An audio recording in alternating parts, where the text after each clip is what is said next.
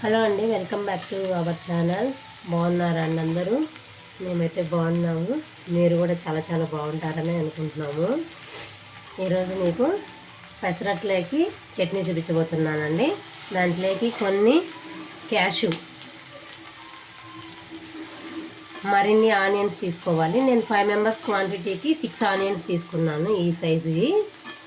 ఈ ఆనియన్స్ కొంచెం వేగాక దీంట్లోకి ఒక 2 టొమాటోస్ వేసుకోవాలి. బిగ్ సైజ్ ముక్కలే కట్ సరిపోతాయండి.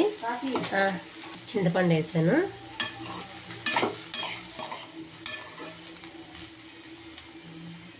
లిటిల్ బిట్ చింతపండు వేసాను. ఇవన్నీ కొంచెం బాగా మగ్గాక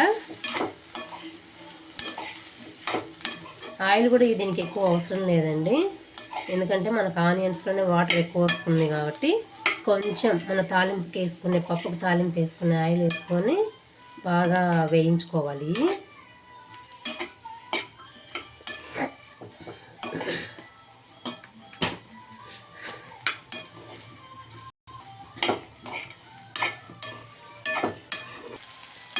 ఇదండి, ఆనియన్స్ వేగిపోయాయి. ఇప్పుడు దాంట్లోకి మనం టెస్ట్ వేసుకోవాలండి. వాటిని కూడా బాగా వేయించుకోవాలి.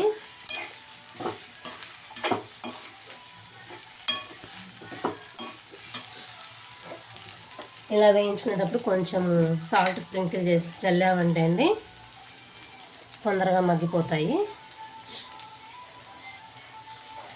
పెసరట్లేకి సూపర్ కాంబినేషన్గా ఉంటుంది చట్నీ.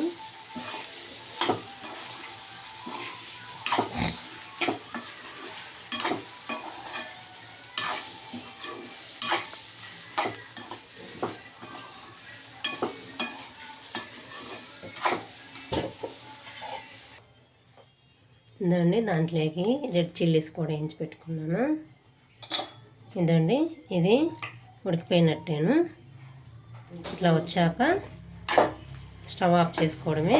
దీన్ని చల్లారిన తర్వాత మనం మిక్సీకి వేసుకొని తినడమే అండి. ఇదండి, టేస్టీగా ఉంటుంది. పెసరట్లేకి చట్నీ రెడీ అయిపోయింది. దోశలు వేసుకొని తినడమే అండి.